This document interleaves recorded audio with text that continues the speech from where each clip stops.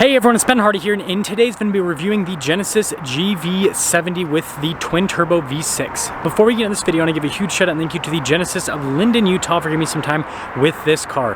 I'm going to include a link to their website in the description down below so you can check out what they have currently. And then on a side note, if you want to save time and money the next time you purchase a car, link to my car buying guide in the description down below. Let's get into it.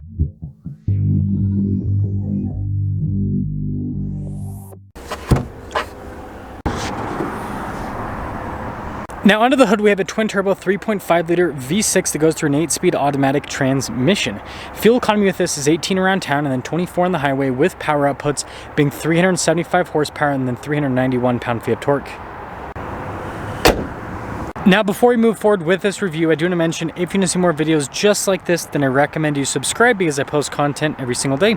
Now taking a look at the hood, you guys can see you've got the Genesis logo front and center, and I like the lines here, it makes it look boxier. And then we have Genesis's signature split light design, which looks really good. And then I like how the trim down below is darker in coloration, and then notice the grille itself pretty dang bright. And putting it all together, let me know what you guys think about the front end design here with the GV70.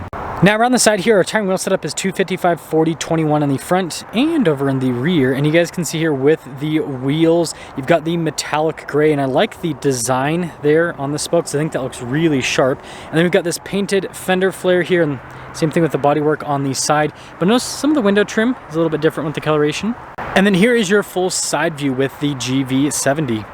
Now taking a look at the key fob, you guys can see you've got your lock and unlock function, remote start, we got the self-park feature, the opening for the hatch, you've got the alarm, then the light control. This is like the Swiss Army knife of key fobs, it's pretty crazy.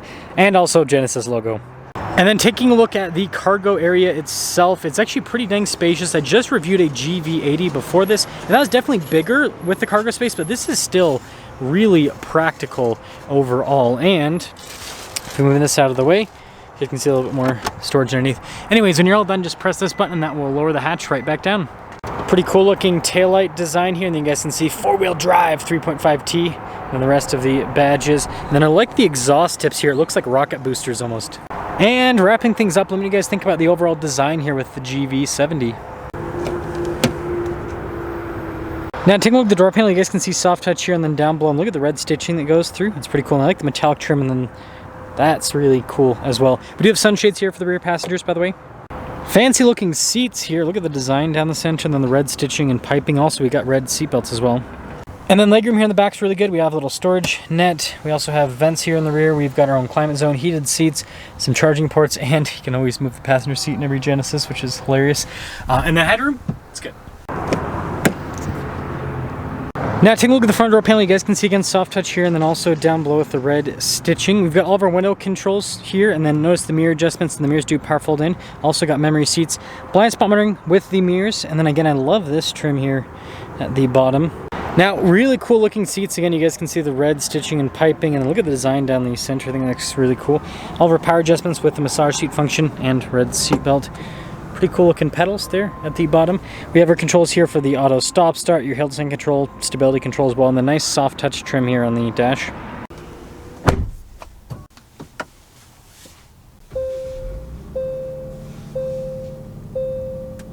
Now taking a look at the steering wheel, we've got really nice soft touch trim here at the bottom and at the top, and the notice is perforated on either side so you can get slightly better grip. Paddle shifters there on the back. We also have controls for like our adaptive cruise control, steering assist, voice command controls, all of that. And then your regular stocks here on the back. Now taking a look at the gauge cluster itself, you guys can see digital gauge cluster here. It's got like the 3D gauge cluster, which is very interesting. You can scroll through different menus, see different bits of info on the vehicle. And we also have our drive modes. But the coolest is always the sport, because it kind of looks like lightsabers there with the sport mode. But yeah, let me know what you guys think about that gauge cluster. Now in reverse, we do have a backup camera with trajectory lines that turn with the steering wheel. Also got that bird's eye view and exterior shot here on it, which I think is really cool. And then as for the rest of the infotainment system, as you can see, it is a touch screen. Response time is really good. We can also control it via a dial, which I think can be a little bit easier sometimes because of how far the screen is from the driver and passenger seat.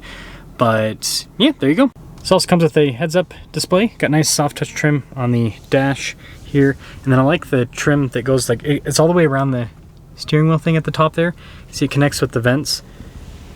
I think that's nice looking. And then more soft touch down below. Got the red stitching here at the bottom, and then you guys can see good storage there. Dual zone climate controls here. We also have our controls for the heated and ventilated seats as well. I like the finish on these buttons right here, and then we have our charging area. That's what we'll call it. You can cover it up if you want. Drive mode select here with our parking sensors and then your camera system. And then this is the analog control for the infotainment system, some shortcut buttons as well. Dial shifter here for the 8-speed automatic. Got some cup holders right next to that. And then again, more of that cool trim here on the side. I don't know if it's going to show up on camera very well. There we go, kind of. And center console, good storage. Nice padding on the top. And then the glove box is soft touch on the outside, lined with felt, which is nice. And then we do have a panoramic roof. Okay, up top we do have controls here for our panoramic sunroof and then a nice premium headliner. Now taking a look at the window stick, you guys can see 2024 GV70. We've got all the standard equipment here, and then notice Sport Advanced package and then Sport Prestige package, so pretty dang loaded up. 68,870 is the total MSRP on this, and let's see how it drives.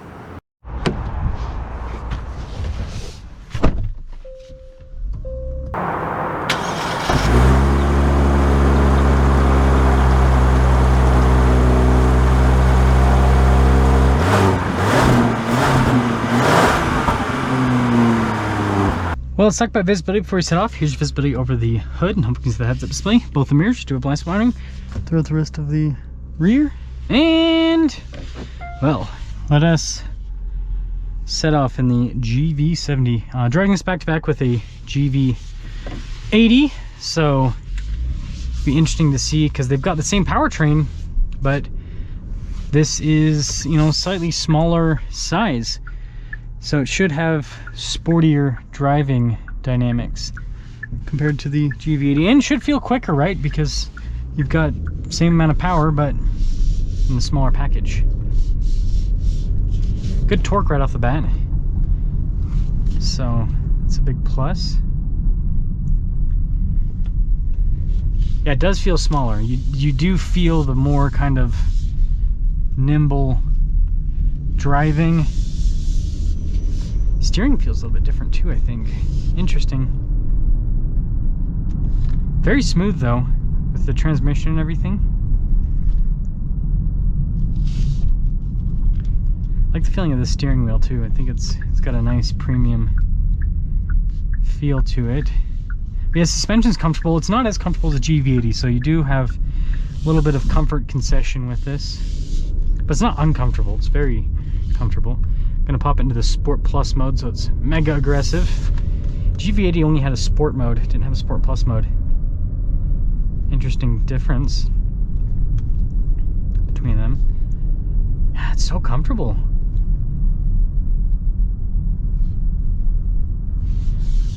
And we'll see, kind of coming around here, getting acceleration.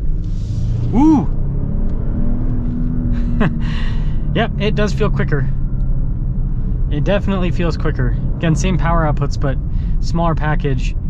You do feel like you get a little bit more oomph out of it. So, just physics, right? Just physics.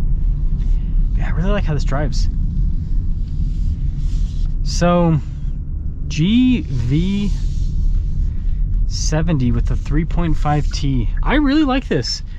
You know, I think as a emphasis on the sport, as a sports utility vehicle, I really like it. It looks good, it's comfortable, and you know, obviously maybe some of you are going to be comparing GV80 against this.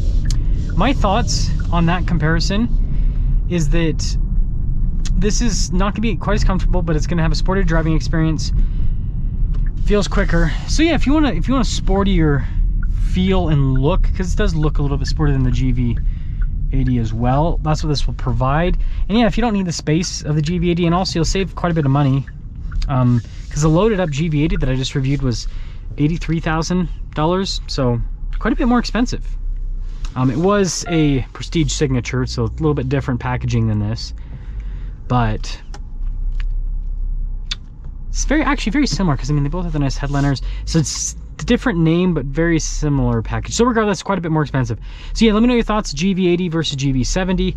I think though, if you don't need the space of the GV80, GV70 is still a really good sport luxury crossover. and it'll save you quite a bit of money over the GV80.